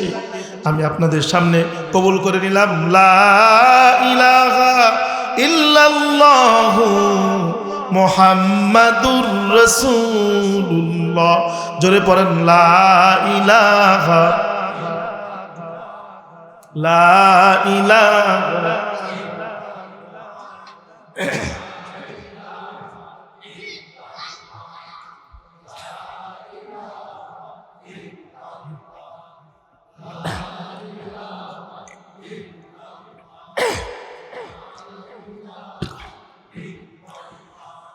লা ইলাহা ইল্লাল্লাহু মুহাম্মাদুর রাসূলুল্লাহ। সাক্ষী কয়জন লাগবে? সাক্ষীর মর্যাদা আছে না নাই? জোরে বলেন। এখন একটু লক্ষ্য করেন, এই সাক্ষীর মর্যাদা বাড়লো কেন? সাক্ষীর মর্যাদা কিসের জন্য বাড়লো জানার দরকার আছে না? আল্লাহর নবী বিশ্বনবী রাসূল করিম সাল্লাল্লাহু আলাইহি ওয়াসাল্লাম একদিন মদিনার বাজার দিয়ে তিনি হাঁটছিলেন, মরুভূমির প্রান্ত ধরে হাঁটছিলেন। এমন সময় রাসূল করিম সাল্লাল্লাহু আলাইহি ওয়াসাল্লাম দেখতে পেলেন লাল উট নিয়ে একজন ইহুদি দাঁড়িয়ে আছে। কয়েকটা লাল উট নিয়ে দাঁড়িয়ে আছে। লাল উটের মর্তবা বুঝেন? আমাদের দেশের মধ্যে যেমন প্রাডো গাড়ির দাম না, গাড়ির জগতে কি প্রাডো, ল্যান্ড ক্রুজার, এরকম আরো ভালো ভালো গাড়ি আছে না, যেমন মর্তবা, যেমন সম্মান, ওই যুগে মানুষ লাল উটের মধ্যে চলাফেরা করত। আর লাল উট এত সম্মানিত ছিল মানুষের কাছে যে এই উট হাঁটতে পারতো বেশি, দীর্ঘ সময় মরুভূমির জাহাজ হিসেবে চলতে পারে, কোনো সময় কি হয় না, অস্থির হয় না, আর হয়রান হয় না। লাল উটের মর্যাদাই ছিল ভিন্ন। রাসূল করিম সাল্লাল্লাহু আলাইহি ওয়াসাল্লাম যখন যাচ্ছিলেন, এমন সময় যখন দেখলেন যে একটা ইহুদি কয়টা লাল উট নিয়ে দাঁড়িয়ে আছে, রাসূল করিম সাল্লাল্লাহু আলাইহি ওয়াসাল্লাম কৌতূহলী অন্তর নিয়ে জিজ্ঞাসা করলেন, ও ইহুদি, তুমি এই উট কি বিক্রি করার জন্য আনছো? সে বলছে, হ্যাঁ, আমি উট বিক্রি করার জন্য আনছি। কি করবা? কয়, জানো মুহাম্মদ, দীর্ঘ সময় ধরে আমি উট নিয়ে বসে আছি, অথচ একটা উটও বেচতে পারিনি। রাসূল করিম সাল্লাল্লাহু আলাইহি ওয়াসাল্লাম উটের দিকে তাকান, নিতে ইচ্ছে হয় কিন্তু কি নাই, সামর্থ্য নাই, টাকা নাই সাথে। ইহুদি একবার তার চাহনি দেখে জিজ্ঞাসা করছে, ও মুহাম্মদ, আপনি কি উট নিবেন? রাসূল করিম সাল্লাল্লাহু আলাইহি ওয়াসাল্লাম একজন সহজ সরল মানুষ, সাদা মাটা মানুষ। বিশ্বনবী বলছে, আমার তো মনে চায় উট নিতে, কিন্তু আমার সাথে তো টাকা নাই। তবে আমি তোমার সঙ্গে এতটুকু বলতে পারি যে আমার সঙ্গে যদি তুমি যাও, তাহলে আমার বাড়ি পর্যন্ত পৌঁছালে পরে আমি তোমার টাকা পরিশোধ করে দিতে পারো, বাসায় আছে। ইহুদি চিন্তা করলো, সারাদিন বসে আছি, একটা উট বিক্রি করতে পারলাম না, একেবারে না পারার চাইতে এই শর্তে রাজি হয়ে একটা বেচি। হ্যাঁ, একটা বেচি, তাও একটা বেচা হোক, এমন চিন্তা ভাবনা করে বলছে ঠিক আছে বাড়িতে গেলে দিতে পারবেন তো? বলছে হ্যাঁ। বাড়ি পর্যন্ত গেলে পরে আপনার সব যেই কয় টাকা ধার্য হবে ওই কয় টাকা দিতে পারবো। বলছে ঠিক আছে। একেবারে না বেচার চাইতে একটা বেচি, তাও ভালো। এবার দুইজনের কথার শর্তে দুইজন মিলে রাসূল করিম সাল্লাল্লাহু আলাইহি ওয়াসাল্লাম একটা পছন্দ করে নেন, আপনার যেটা পছন্দ হয় ওইটাই নিয়ে যান। বলছে ঠিক আছে। রাসূল সাল্লাল্লাহু আলাইহি ওয়াসাল্লাম একটা পছন্দ করে এরপর কি করলেন, বাড়ির দিকে হাঁটা ধরলেন, আর সঙ্গে আছেন ইহুদি।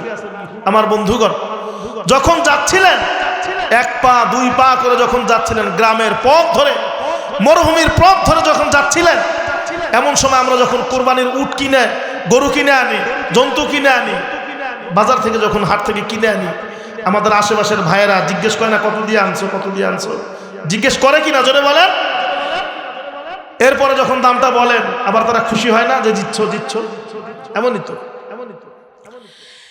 বিশ্বনবী রাসূল করিম সাল্লাল্লাহু আলাইহি ওয়াসাল্লাম যখন উট নিয়ে আসছিলেন, সঙ্গে তো ইহুদিও আছে, শর্ত অনুযায়ী বিশ্বনবী রাসূল সাল্লাল্লাহু আলাইহি ওয়াসাল্লাম এই উটের মালিক, কথা বলেন ঠিক কিনা? যেহেতু শর্ত হয়েছে, এখন যখন উট লাগাম ধরে টেনে টেনে আনছিলেন, এমন সময় জিজ্ঞাসা করতেন মুহাম্মদ উট কিনছো নাকি? বলছেন হ্যাঁ। কত দিয়ে কিনছেন? বলছে এত টাকা দিয়ে কিনছে। আপনি তো অনেক দিচ্ছেন। কত দিয়ে কিনছেন? ধরেন 100 দিরহাম। 100 দিরহাম দিয়ে কিনেছে। একজনে বলল যে 200 দিরহাম হইলেও তুমি দিচ্ছ। বলেন কি? এখন মুহাম্মাদুর রাসূলুল্লাহ সাল্লাল্লাহু আলাইহি ওয়াসাল্লাম জিতছেন, তার কাছে ভালো লাগবে বিষয়টা। পাশে যে ইহুদি আছে তার কাছে কি ভালো লাগবে বিষয়টা? জোরে বলেন, তো আওয়াজ করে বলেন ভালো লাগবে? রাসূল সাল্লাল্লাহু আলাইহি ওয়াসাল্লাম মনে মনে খুশি হচ্ছেন, কিন্তু ইহুদি তো হচ্ছেন বেজার। হ্যাঁ, এত ঠকলাম, এত হারলাম, তারপর আবার বাকি না। এক কান দুই কান করে করে যখন একজন দুইজনের মুখে শুনলেন, তখন তার আর ভালো লাগছে না। একটা খালি জায়গার মধ্যে গিয়ে বলছে মুহাম্মদ তুমি কি উট নিবা? রাসূল সাল্লাল্লাহু আলাইহি ওয়াসাল্লাম বলছেন তুমি বলো কি? উট তো আমি নিলামই, তোমার সঙ্গে একটা শর্ত হইল না? এখন বলছেন না, কোন শর্ত টর্ত মানি না। যদি উট নিতে হয় এখন টাকা দিতে হবে, সব টাকা দিতে হবে, না হলে উট দিব না। বলে বলো কি? তোমার সঙ্গে তো আমার একটা কথাই হয়েছে এমন যে যদি আমার বাড়ি পর্যন্ত, গৃহ পর্যন্ত তুমি আসো, এই উট আমি ওই জায়গায় নিলে পরে আমার বাসায় ওই জায়গা থেকে আমি তোমার পরিপূর্ণ টাকাটা পরিশোধ করতে পারবো। তুমি তো এই শর্তে আমার সঙ্গে আসলা, এই শর্তে আসছে না? জোরে বলেন আমার ভাইরা। কিন্তু ইহুদি এক কথা দুই কথা শুনে যে তার মাথা গেছে খারাপ হয়ে, এখন বলছেন না, তার মাথার মধ্যে কত বুদ্ধি এসেছে, কিভাবে মুহাম্মদ সাল্লাল্লাহু আলাইহি ওয়াসাল্লামকে অপমান করা যায়। কথা বলেন ঠিক কিনা আমার ভাইরা? কিন্তু রাসূল সাল্লাল্লাহু আলাইহি ওয়াসাল্লাম একজন সহজ সরল মানুষ, সাদা মাটা মানুষ। সে বলছে ওই ইহুদি, তোমার সঙ্গে তো আমার এমন একটা কথা হয়েছিল, একটা শর্ত হয়েছিল, তুমি এখন এমন উল্টাপাল্টা কথা কেন বলছো?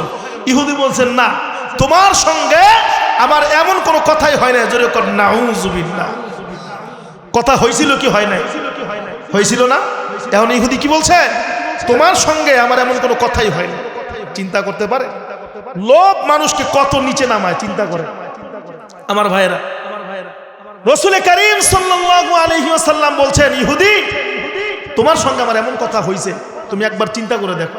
ইহুদি বলছেন না, হয় নাই। এক কথায় দুই কথায় রাসূল করিম সাল্লাল্লাহু আলাইহি ওয়াসাল্লামকে ইহুদি বলছে, যদি তোমার সঙ্গে আমার এমন কথা হয়েই থাকে তাহলে সাক্ষী দেখাও। কি দেখাও? সাক্ষী দেখাও। এখন ওই জায়গায় কেউ সাক্ষী ছিল? এই দুইজনই তো ছিল, একজন ইহুদি আর মুহাম্মদ সাল্লাল্লাহু আলাইহি ওয়াসাল্লাম।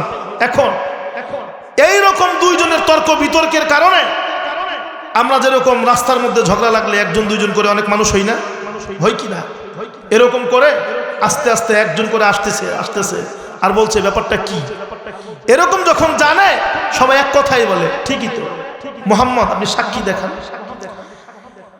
রাসূল করিম সাল্লাল্লাহু আলাইহি ওয়াসাল্লাম এই অবস্থা দেখে তিনি চিন্তা করছেন, হায় হায়, তো অবস্থা খুব খারাপ, বিপদের মধ্যে পড়ে যাচ্ছেন বিশ্বনবী। আমার বন্ধুগণ, ঠিক এমন সময় মানুষের একটা জড় অবস্থা দেখে ওই জায়গার মধ্যে হযরতে খুযাইমা রাদিয়াল্লাহু তাআলা আনহু তিনি উপস্থিত হয়েছেন। আর যখন তিনি দেখতে পেলেন বিশ্বনবী মুহাম্মদুর রাসূলুল্লাহ সাল্লাল্লাহু আলাইহি ওয়াসাল্লামের সঙ্গে এমন কথাবার্তা হচ্ছে, এক সময় হযরতে খুযাইমা রাদিয়াল্লাহু তাআলা আনহু তিনি দেখতে পেলেন আমার নবী তো বেজ্জতি হবে, সুতরাং আমার জীবন থাকতে আমার নবীকে আমি বেজ্জতি হতে দেব না, লাঞ্ছিত হতে দেব না, আমার জীবন চলে যাবে যাক। হযরতে খুযাইমা রাদিয়াল্লাহু তাআলা আনহু সেই জায়গার মধ্যে তিনি বলছেন, এই কথা নিয়ে, এই উট নিয়ে বিশ্বনবীর সঙ্গে আর ইহুদির সঙ্গে এই চুক্তি হয়েছে, আর আমি খুযাইমা সেই জায়গায় উপস্থিত ছিলাম, আমি হচ্ছে সাক্ষী। চিল্লায়া বলছি সুবহানাল্লাহ। আপনাদের কাছে আমার প্রশ্ন, খুযাইমা কি সেই জায়গায় ছিল? জোরে বলেন।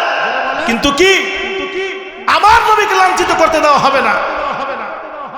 হযরতে খুযাইমা রাদিয়াল্লাহু তাআলা আনহু যখন এই কথা বলেছে, বিশ্বনবী অবাক হয়ে গেছেন, হায় হায়, আমার ছাত্র খুযাইমা আমার পক্ষে সাক্ষী দেয়, আর আমি নবী বেঁচে থাকতে আমার সামনে আমার ছাত্র মিথ্যা সাক্ষী দেয়, অসম্ভব।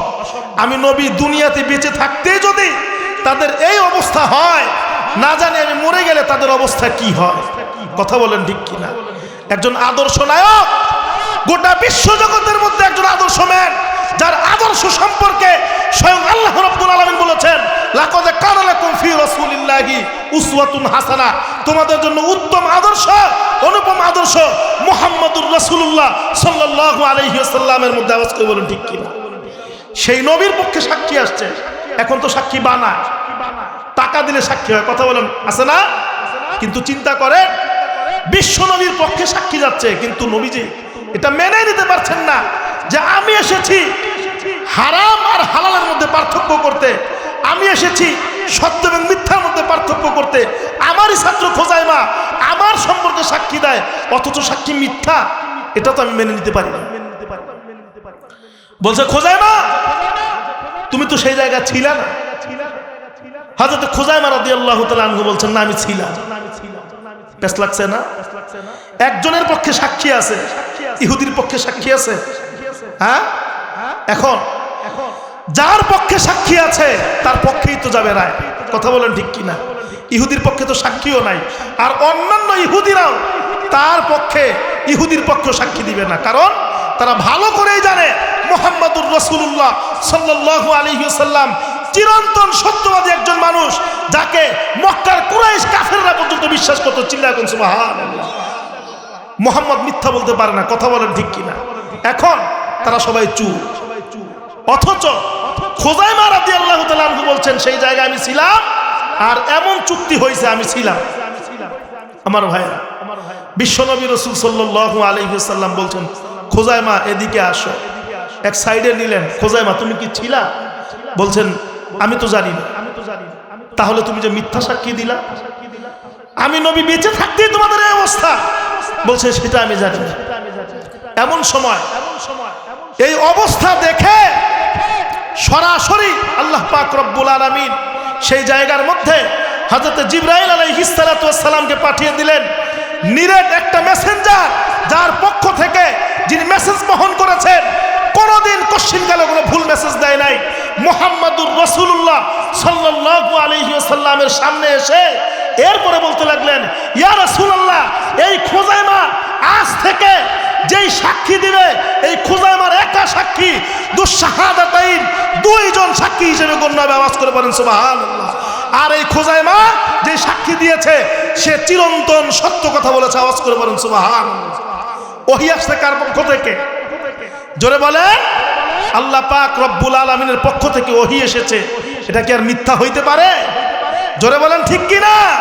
আমার ভাইরা, যখনই আল্লাহ রব্বুল আলামিনের পক্ষ থেকে হযরত জিবরাইল আলাইহিস সালাতু ওয়াস সালাম সাক্ষী হয়ে বার্তা নিয়ে ওহী নিয়ে এসেছেন, আর নবীকে বললেন সাইয়্যিদুশ শাহাদাতাইন খুযাইমা ইবনে সাবিত, এই খুযাইমা আজ থেকে ইয়া রাসূলুল্লাহ যত সাক্ষী দিবে, খুযাইমা একা সাক্ষী দিলে দুইজন সাক্ষী হিসেবে গণ্য হবে। আওয়াজ করে বলেন সুবহানাল্লাহ। যখন বলছে আর নবীজির বুঝতে বাকি নাই, নবীজি তো সাদামাটা মানুষ, খুযাইমাকে ডাক দিলেন, খুযাইমা তুমি কি সত্যি ছিলা? সে বলছেন না আমি তো ছিলাম না, আমি এটা জানি না। বিশ্বনবী বলছেন তুমি ছিলা না, অথচ আল্লাহ রাব্বুল আলামিন তোমার মর্তবা বাড়াইলো কেন? কয় ইয়া রাসূলুল্লাহ এটা তো আমার ব্যাপার না। কার ব্যাপার না? আমার ব্যাপার না।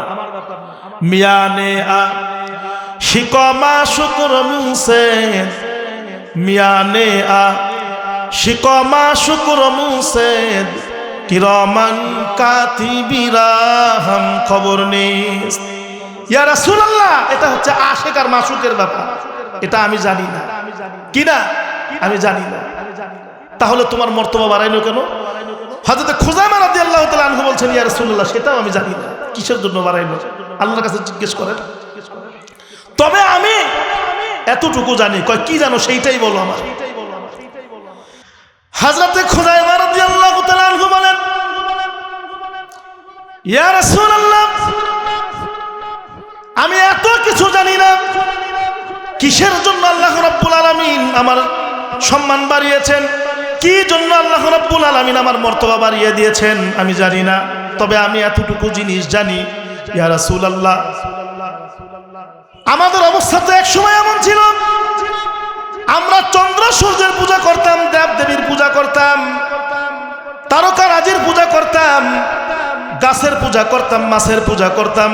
কোনো আশ্চর্য আশ্চর্য জিনিস দেখতে পরে সেই জিনিসের পূজা আমরা করতাম। করতাম কি করতাম না জোরে বলেন আমার ভাইরা। হযরত খুযাইমা রাদিয়াল্লাহু তাআলা আনহু দু চোখের পানি ছেড়ে দিয়ে হযরত খুযাইমা কান্না জড়িত কণ্ঠে বলতে লাগলেন ইয়া রাসূলুল্লাহ আমাদের অবস্থা তো একটা সময় এমন ছিল, আমরা গাছের পূজা করতাম, মাছের পূজা করতাম, দেব দেবীর পূজা করতাম, চন্দ্র সূর্যের পূজা করতাম। ইয়া রাসূলুল্লাহ কোন আশ্চর্য আশ্চর্য জিনিস দেখলে পরে সেই আশ্চর্য জিনিসের পূজা আমরা করতাম। আপনি আমাদের মাঝে আসলেন, এসে মহান আল্লাহ পাক রব্বুল আলামিন সম্পর্কে আপনি আমাদের কাছে দাওয়াত দিলেন। ইয়া রাসূলুল্লাহ এই জীবন দুনিয়ার জীবন একটা জীবন, আখিরাতের জীবন আরেকটা জীবন। এই দুনিয়ার জীবনে মানুষ যা করবে, আমরা যা করব, আপনি আমাদের মাঝে মেসেজ দিয়েছেন এই দুনিয়ার জমিনের সব কিছুর হিসাব আল্লাহ পাক রব্বুল আলামিনের কাছে আখিরাতের জীবনে দিতে হবে। হবে কি হবে না জোরে বলেন ভাইরা আমার। হযরত খুযাইমা রাদিয়াল্লাহু তাআলা আনহু বলেন ইয়া রাসূলুল্লাহ আপনি আমাদের মাঝে আসলেন, আল্লাহ পাক রব্বুল আলামিনের দাওয়াত দিয়েছেন, তাওহীদের দাওয়াত দিয়েছেন। ইয়া রাসূলুল্লাহ আমরা কিন্তু আল্লাহ পাক রব্বুল আলামিনকে দেখি নাই, আপনারা দেখেছেন নাকি? হযরত খুযাইমা রাদিয়াল্লাহু তাআলা আনহু বলছেন ইয়া রাসূলুল্লাহ আমরা কিন্তু আল্লাহ পাক রব্বুল আলামিনকে দেখি নাই। পরকালের জীবন সম্পর্কে আপনি আমাদেরকে দাওয়াত দিয়েছেন, আপনি আমাদেরকে বলেছেন, আপনার কথায় বিশ্বাস করে নিয়েছি। ইয়া রাসূলুল্লাহ জাহান্নামের ভয়াবহতা সম্পর্কে আপনি আমাদেরকে দাওয়াত দিয়েছেন, আপনার জবান থেকে শুনেছি, বিশ্বাস করে নিয়েছি, গুনাহের কাজগুলি ছেড়ে দিয়েছি। আপনি আমাদের কাছে বলেছেন আমরা এই দুনিয়ার জমিনের মধ্যে যেই কাজগুলি করব সেই কাজগুলি সম্পর্কে আল্লাহ পাক রব্বুল আলামিনের কাছে হিসাব দিতে হবে। জান্নাত দেখি নাই, জাহান্নাম দেখি নাই, হাসর নাসর কিছুই দেখি নাই। আপনি আমাদের মাঝে আসলেন, নবুয়তের দাবি করলেন, আপনি আমাদেরকে বুঝালেন, আপনার কথা শুনে বিশ্বাস করে নিয়েছি। ইয়া রাসূলুল্লাহ এতগুলি না দেখা জিনিস যদি আপনার জবান থেকে শুনে এক কথায় বিশ্বাস করে নিতে পারি, মদিনার বাজারে এই ইহুদির সঙ্গে একটা উট নিয়ে চুক্তি হয়েছে, একটা উট নিয়ে কথা হয়েছে। ইয়া রাসূলুল্লাহ এই কথাটা কেন বিশ্বাস করে নিতে পারি না? চিল্লায়া কন্না সুবহানাল্লাহ। আল্লাহর নবীর বুঝতে আর বাকি নাই। আমার ভাইরা এই সম্মান দিয়েছেন কে জোরে বলেন? খুযাইমার সম্মান বাড়িয়েছেন কে? আল্লাহ পাক রব্বুল আলামিন বাড়িয়েছেন। এই সম্পর্কে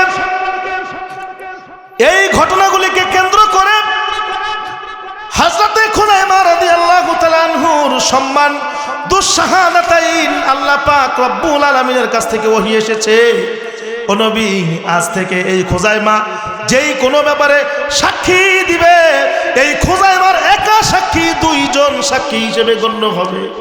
কয়জন সাক্ষী হিসেবে? দুইজন সাক্ষী হিসেবে গণ্য হবে। আমার ভাইরা, ওই যে শুরুর কথা মনে আপনাদের আছে কিনা? দুই গোত্রের দুই ব্যক্তি তাদের নিজেদের গোত্র সম্পর্কে মর্যাদা শোনাতে শোনাতে তর্ক বিতর্কের মধ্যে পড়ে গিয়েছে। আমাদের গোত্রের মধ্যে এমন একজন আছে যিনি কুরআনুল কারীম তেলাওয়াত করলে পরে সরাসরি বিশ্বনবী মুহাম্মদুর রাসূলুল্লাহ সাল্লাল্লাহু আলাইহি ওয়াসাল্লাম নিজে দাঁড়িয়ে তার তেলাওয়াত শুনে আরেকজন বলতে লাগলেন, ওই মিয়া শুধু তাই না, শোনো, আমাদের গোত্রের মধ্যে এমন একজন মানুষ আছে যিনি একা সাক্ষী দিলে দুইজন সাক্ষী হিসেবে গণ্য হয়। আমাদের সম্মানও কি বড় নাকি ছোট নাকি? আমাদের সম্মানও তো অনেক বেশি। আমাদের গোত্র, ও বলছে আমার গোত্রের সম্মান বেশি, ও বলছে আমার গোত্রের সম্মান বেশি। ভাইরা আমার, 500-600 বছরের একটা যুদ্ধ, বিশ্ব নবী রাসূল সাল্লাল্লাহু আলাইহি ওয়াসাল্লাম সেই সমাজের মাঝে আগমন করেছেন। এরপরে গোটা বিশ্ববাসীকে বুঝিয়েছেন এই জীবন না, আর একটা জীবন আছে। তাদের ক্রন্দল, মারামারি, কাটাকাটি সব কিছু সরিয়ে দিয়ে তাদের মধ্যে প্রীতি, ভালোবাসা, মানবতা, মোহাব্বত সৃষ্টি করেছেন। আমার ভাইয়েরা, যখন এই দুই ব্যক্তি এইরকম করে তর্ক বিতর্ক লাগছেন, এইরকম করে তর্ক বিতর্ক করতে করতে এমন একটা পরিস্থিতির মধ্যে চলে গিয়েছেন যে তারা এখন তরবারি দিয়ে সমাধান করবে। কি দিয়ে সমাধান করবে জোরে বলেন? তরবারি দিয়ে। আবার যুদ্ধের মতো লাগার মতো অবস্থা হয়ে গিয়েছে। এই মুহূর্তে নবীজির একজন সাহাবী তাদের এই অবস্থা দেখে নবী করিম সাল্লাল্লাহু আলাইহি ওয়াসাল্লামের কাছে দৌড়ে এসেছেন। ইয়া রাসূলুল্লাহ, ইয়া হাবিবাল্লাহ, ওই দুই গোত্রের মানুষ এমন ভাবে তর্ক বিতর্কের মধ্যে লেগে গিয়েছে, ইয়া রাসূলুল্লাহ, হয়তোবা আর অল্প সময়ের মধ্যে আবার তারা এই 200 বছরের যুদ্ধ, 300 বছরের যুদ্ধ তারা যেইভাবে করে সামনের দিকে এগিয়ে যাচ্ছে, ইয়া রাসূলুল্লাহ, তারা হয়তোবা আবার যুদ্ধে লিপ্ত হয়ে যেতে পারে। আপনি অক্লান্ত পরিশ্রম করে তাদের এই যুদ্ধ থামিয়েছেন, ইয়া রাসূলুল্লাহ, মানবতার শিক্ষা দিয়েছেন। ইয়া রাসূলুল্লাহ, এখন তো এমন একটা অবস্থা হয়ে গিয়েছে আবার তারা যুদ্ধে লিপ্ত হয়ে যেতে পারে। আপনি সেই জায়গার মধ্যে চলেন, আপনি তাদের সমাধান করে দেন। সঙ্গে সঙ্গে বিশ্বনবী মুহাম্মদুর রাসূলুল্লাহ সাল্লাল্লাহু আলাইহি ওয়াসাল্লাম সেই জায়গার মধ্যে আসলেন।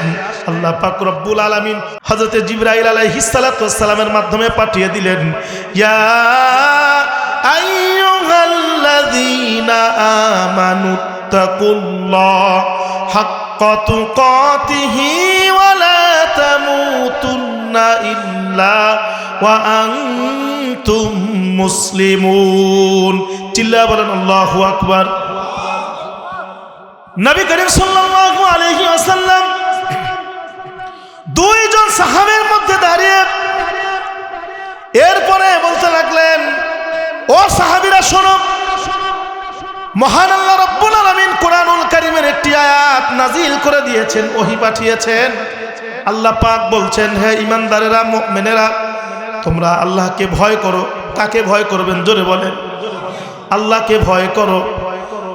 যতটা ভয় করা সম্ভব ততটা ভয় করো। আর আল্লাহ পাক রব্বুল আলামিন বলেছেন, ইল্লা ওয়া আনতুম মুসলিমুন, মুসলমান না হয়ে কিন্তু মরিও না। জোরে জোরে আওয়াজ করে পড়েন সুবহানাল্লাহ। এই ঘটনাগুলিকে কেন্দ্র করে আল্লাহ রাব্বুল আলামিন এই আয়াতে কালিমা নাজিল করলেন। এই আয়াতে কালিমা যখন তাদের সামনে বিশ্বনবী মুহাম্মদুর রাসূলুল্লাহ তিলাওয়াত করে শোনালেন, সঙ্গে সঙ্গে তাদের দুই গোত্রের সেই তর্ক বিতর্ক থেমে গিয়েছে। আল্লাহ রাব্বুল আলামিনের ভয় তাদের অন্তরের মধ্যে এমনভাবে জায়গা করেছে, আহা, এই কোরআনে কারিমের আয়াত শুনে তারা পাগলের মতো হয়ে গেছে। চিল্লা এখন সুবহান। যে এতক্ষণ আমরা একজন মুমিন ভাই আরেকজনের সঙ্গে লাগার জন্য লিপ্ত হয়ে গেছিলাম, তর্ক বিতর্কের মধ্যে গিয়েছিলাম, না, এটা হতেই পারে না। আমার ভাইরা, সর্বপ্রথম কি? আল্লাহ রাব্বুল আলামিনের ভয়। হযরতে আলী, হযরত ওমর ইবনুল খাত্তাব রাদিয়াল্লাহু তাআলা আনহু একদিন এক সাহাবীর কাছে আসলেন, এসে বলছেন, ভাই তুমি তো কোরআন এবং হাদিসের ব্যাখ্যা সবচাইতে ভালো জানো। আমি এই যে তাকওয়াটা, বিশ্বনবী বলেছেন যে তাকওয়া যার অন্তরের মধ্যে না থাকবে, যার ইবাদতের মধ্যে তাকওয়া না থাকবে, আল্লাহ রাব্বুল আলামিন তার কোনো ইবাদত আল্লাহ রাব্বুল আলামিন কবুল করবেন না। আসলে তাকওয়াটা কি তুমি আমাকে একটু বুঝাও তো দেখি। ভাইরা আমার, সাহাবী বলতে লাগলেন, ওমর আপনি কি এমন কোন রাস্তা দিয়ে চলেছেন নাকি যেই রাস্তাটা আঁকা বাঁকা ন্যারো চিকন একটা রাস্তা, এমন কোন রাস্তা দিয়ে আপনি চলেছেন নাকি আপনার জীবদ্দশায় যেই রাস্তাটার দুই ধারে অসংখ্য কাঁটাযুক্ত গাছ আছে, এমন কোন রাস্তা দিয়ে আপনি চলেছেন নাকি? হযরতে ওমর ইবনুল খাত্তাব রাদিয়াল্লাহু তাআলা আনহু বলছেন, হ্যাঁ চলেছি। সাহাবী জিজ্ঞাসা করলেন, ভাই ওমর সেই জায়গা দিয়ে, সেই রাস্তা দিয়ে আপনি কিভাবে চলেছেন একটু শুনান তো দেখি।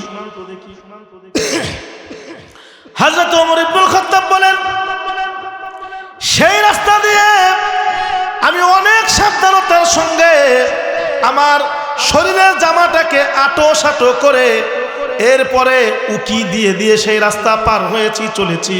সাহাবী জিজ্ঞাসা করেন, আটো সাটো করে উকি দিয়ে দিয়ে পার হয়েছেন, কারণটা কি আপনি আমাকে একটু বুঝান তো দেখি।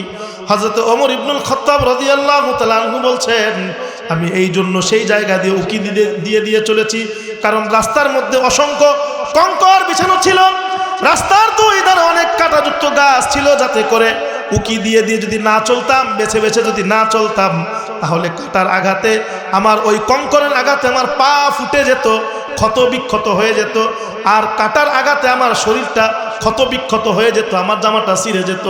এই জন্য আমি অনেক সাবধানতার সঙ্গে উকি দিয়ে দিয়ে সেই রাস্তা পার হয়েছি।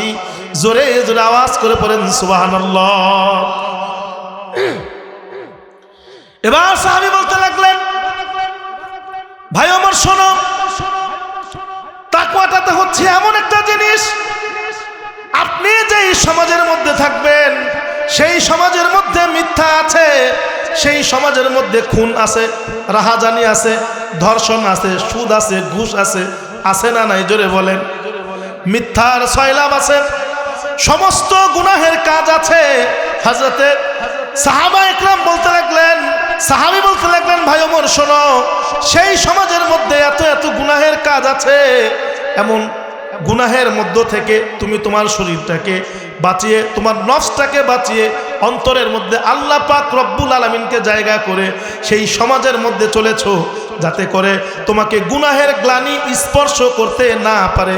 জোরে জোরে আওয়াজ করে পড়েন সুবহানাল্লাহ। এটাই হচ্ছে তাকওয়া। যেই সমাজের মধ্যে তুমি বসবাস করবা সেই সমাজের মধ্যে গুনাহের এমন কোনো কাজ নাই যে নাই, সেই সমাজে এত গুনাহের কাজ থেকে নিজেকে বিরত রেখে এরপরে তুমি চলেছ, এটাই হচ্ছে তাকওয়া, এটাই হচ্ছে আল্লাহর ভয়। চিল্লায় কোন সুবহানাল্লাহ। ভাইরা আমার লক্ষ্য করেন, ইবাদতের মধ্যে যদি তাকওয়া না থাকে, ইবাদতের মধ্যে যদি আল্লাহর ভয় না থাকে, কোন ইবাদত আল্লাহ পাক রব্বুল আলামিনের দরবারে পৌঁছায় না। বলেছেন কে? জোরে বলেন। বিশ্বনবী মুহাম্মদুর রাসূলুল্লাহ সাল্লাল্লাহু আলাইহি ওয়াসাল্লাম বলেছেন, আল্লাহ পাক রব্বুল আলামিন বলেছেন। কথা বলেন ঠিক কিনা? এই জন্য মহান আল্লাহ রব্বুল আলামিন বলেন, ইয়া আইয়ুহাল্লাযীনা আমানু কুতিবা আলাইকুমুস সিয়ামু কামা কুতিবা আলাল্লাযীনা মিন ক্বাবলিকুম লাআল্লাকুম তাত্তাকুন। জোরে কোন আল্লাহু আকবার।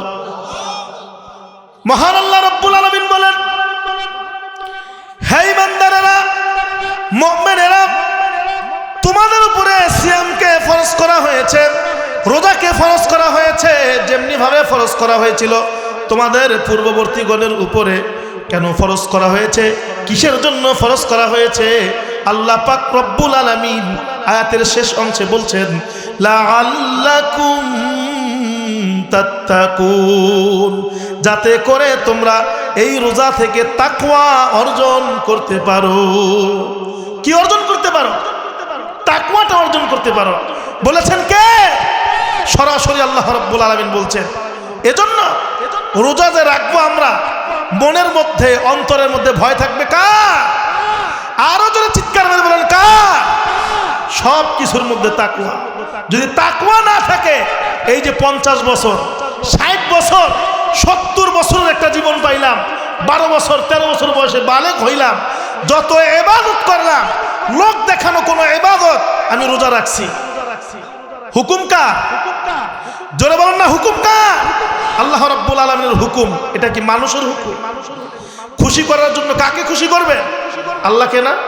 অথচ রোজা রাখছে, রোজা রাখা টিভি সিনেমা একটাও বাদ নাই তার, কিন্তু সে রোজা। কোন গুনাহের কাজ বাদ নাই, তার সমালোচনা, সে ওই কাজ করছে, ওই কাজ করছে। আমার বাড়ির পাশে ওই যে ওই বাড়ির লোকটা আছে না, সে ওই কাজ করে, সমালোচনার শেষ নাই। এগুলো কি ভালো কাজ? জোরে বলেন ভালো কাজ। রাখছে কি? রোজা। আপনি ভূত তাড়াইবেন না, শয়তান তাড়াইবেন, কিন্তু সরিষার মধ্যেই যাবে। কথা কি বুঝতে পারছেন? মহান আল্লাহ রাব্বুল আলামিন বলছেন, এই সিয়ামকে তোমাদের জন্য ফরজ করেছি যাতে করে তোমরা তাকওয়া অর্জন করতে পারো। অথচ এই রোজা রেখে যত ধরনের বদমাইশ এদের সব করতেছে। কথা বলেন ঠিক কিনা? যাতে করে ওকে কেউ কিছু বলতেও না। এই হচ্ছে অবস্থা। ঠিক তেমনি ভাবে মহান আল্লাহ রাব্বুল আলামিন কি সুন্দর করে বলেছেন, লা ইয়ানালাল্লাহু লুহুমুহা ওয়ালা দিমাউহা ওয়ালাকিন ইয়ানালুহুত তাকওয়া মিনকুম। চিৎকার মেরে একবার আওয়াজ করে বলেন আল্লাহু আকবার। আল্লাহ পাক রব্বুল আলামিন বলেন, লা ইয়ানালাল্লাহু লুহুমুহা ওয়ালা দিমাউহা। এই যে কোরবানির পশু, এই কোরবানির পশুর জন্তু, এই জন্তুটার রক্ত গোশত কিছুই আল্লাহ পাক রব্বুল আলামিনের দরবারে পৌঁছায় না। এটা কয় লক্ষ টাকা দিয়ে কিনেছেন, এই বিষয়গুলি কিছুই আল্লাহ পাক রব্বুল আলামিনের দরবারে পৌঁছায় না। যে জিনিসটা পৌঁছায় সেই জিনিসটার নাম হচ্ছে তাকওয়া। জোরে জোরে আওয়াজ করে পড়েন সুবহানাল্লাহ। কি পৌঁছায়? তাকওয়াটা পৌঁছায়। গরু, কোরবানির গরুটা আপনি কিনছেন কত দিয়া? 5 লক্ষ টাকা দিয়া, 10 লক্ষ টাকা দিয়া। এটার কি করে? শোডাউন দেয় এলাকার মধ্যে। দেখ ওই ফরাজি বাড়ি, মনির ফরাজি এত দাম দিয়ে গরু কিনছে। দেখায় কি দেখায় না? জোরে বলেন। এই এলাকায় না, আমার এলাকায় আছে। আমার ভাইরা, আল্লাহ পাক রব্বুল আলামিন বলেছেন যে এই কোরবানির এটা 10 লক্ষ টাকা দিয়ে কিনছো না 20 লক্ষ টাকা দিয়ে কিনছো, এটা তো আল্লাহর কাছে দেখার বিষয় না। দেখার বিষয় কি? অন্তরের তাকওয়া, আল্লাহর ভয় ছিল কিনা, তাকওয়া ছিল কিনা, আল্লাহকে খুশি করার জন্য করছো কিনা, এটা হচ্ছে আল্লাহর কাছে দেখার বিষয়। এটা 10,000 টাকা দামের ছাগল হোক, 15,000 টাকা দামের ছাগল হোক, 6,000 টাকা দামের ছাগল হোক, 50,000 টাকা দামের গরু হোক, এটা আল্লাহর কাছে দেখার বিষয় না। 10 লক্ষ টাকা দামের গরু হলেও আল্লাহর কাছে দেখার বিষয় না। যদি অল্প জিনিসও হয়, ছোট্ট জিনিসও হয়, পরিপূর্ণ তাকওয়া থাকে, সেটা হচ্ছে আল্লাহ রাব্বুল আলামিনের কাছে দেখার বিষয়। আওয়াজ করে বলেন ঠিক কিনা? ভাইরা আমার, এইভাবে করে মহান আল্লাহ রাব্বুল আলামিন বলেন, ইয়া বানি আদম ক্বাদ আনজালনা আলাইকুম লিবাসান ইউওয়ারি সাওআতিকুম ওয়া রিশা ওয়া লিবাসুত তাকওয়া যালিকা খায়র যালিকা মিন আয়াতিল্লাহি লাআল্লাহুম ইয়াযাক্কারুন। জোরে কোন আল্লাহু আকবার। মহান আল্লাহ রাব্বুল আলামিন বলেন, হে আদম সন্তান, পোশাক তোমাদের জন্য আমি নাজিল করেছি। দুইটা উদ্দেশ্যকে সামনে রেখে পোশাক তোমাদের জন্য নাজিল করেছি।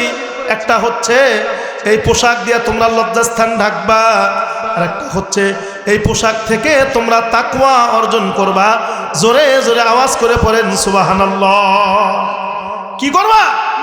আমাদের সন্তানদেরকে আমি বাবা হিসাবে কোন পোশাক দিলাম?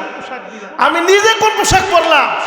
আমার রসুলের পোশাকের মতো আমার পোশাকটা হয়েছে নাকি? আমার রসুলের চলার মতো আমার চলাটা হয়েছে নাকি? আমি যে জামাটা গায়ে দিলাম, এটা কি আমার রসুল পরছে কিনা এইভাবে? এটা তো দেখার বিষয় ছিল। অথচ আমরা কি করি?